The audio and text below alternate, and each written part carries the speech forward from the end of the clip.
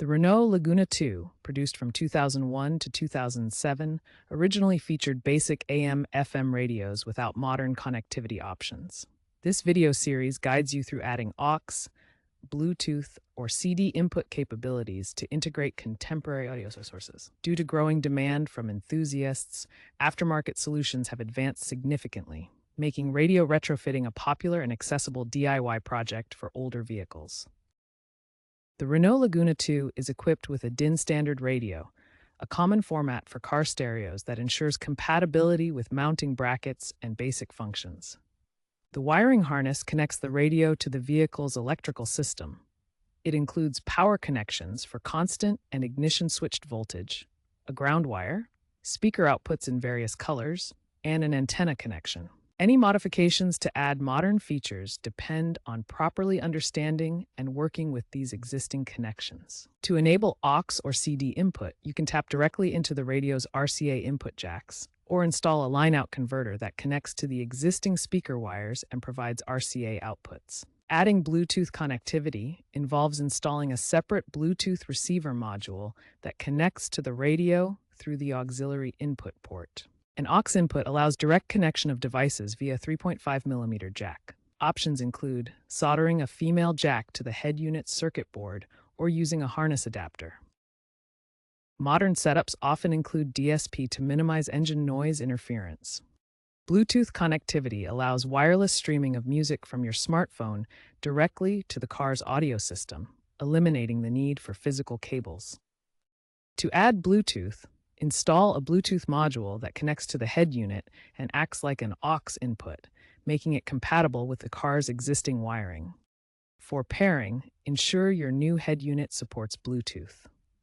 The process involves putting the radio in pairing mode and connecting from your smartphone's Bluetooth settings.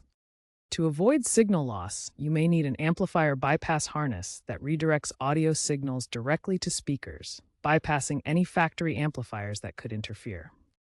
Choose a head unit with Bluetooth 5.0 or newer for seamless integration, reduced latency, and better audio quality during streaming. Some Laguna II models came equipped with optional CD changers as a factory feature. This allows you to play CDs directly through the vehicle's audio system. To add or enable CD input in models without it, you can install a CD receiver unit or retrofit a multi-CD player. These aftermarket components integrate with the existing radio system. Wiring for these CD components is typically handled through the ISO connector, which manages data transfer between the CD player and the head unit.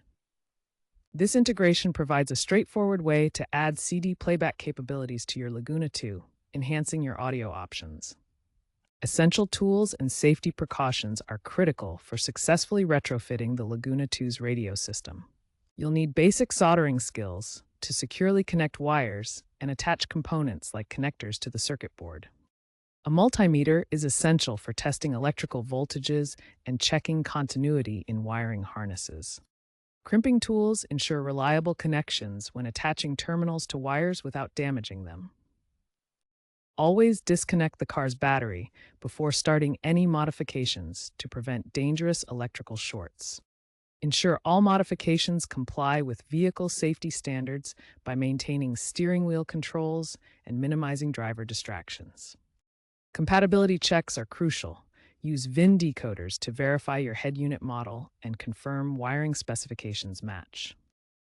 For this Bluetooth retrofit example, we'll follow a popular YouTube tutorial installing a Kenwood DDX series head unit. First, gather your tools and parts: the Kenwood DDX unit with built-in Bluetooth, a wiring harness adapter compatible with the Laguna II, screwdrivers, trim removal tools, and a multimeter for testing. Before starting, ensure safety by disconnecting the negative battery terminal to avoid electrical shorts or accidental airbag deployment. Carefully remove the dashboard trim using trim tools. Then unscrew and disconnect the original radio, exposing the wiring harness. Attach the wiring harness adapter to the vehicle's existing harness. Then plug it into the back of the new Kenwood DDX unit. Slide the new Kenwood DDX head unit into the dashboard slot and secure it with the original screws. Reassemble the dashboard trim. Reconnect the battery and power on the new unit. Enable Bluetooth mode and pair your smartphone to stream Spotify wirelessly. Finally, test the system to confirm reduced static and clear Bluetooth audio. The retrofit now enables seamless Spotify streaming, demonstrating how accessible DIY upgrades can be for beginners. Expert advice emphasizes the importance of safe and effective radio modifications for your Renault Laguna II. Experts strongly recommend prioritizing wiring integrity during any retrofit to prevent electrical fires, a serious risk in older vehicles. When choosing between options, Bluetooth is preferred over AUX due to its wireless capabilities, providing greater convenience and modern connectivity.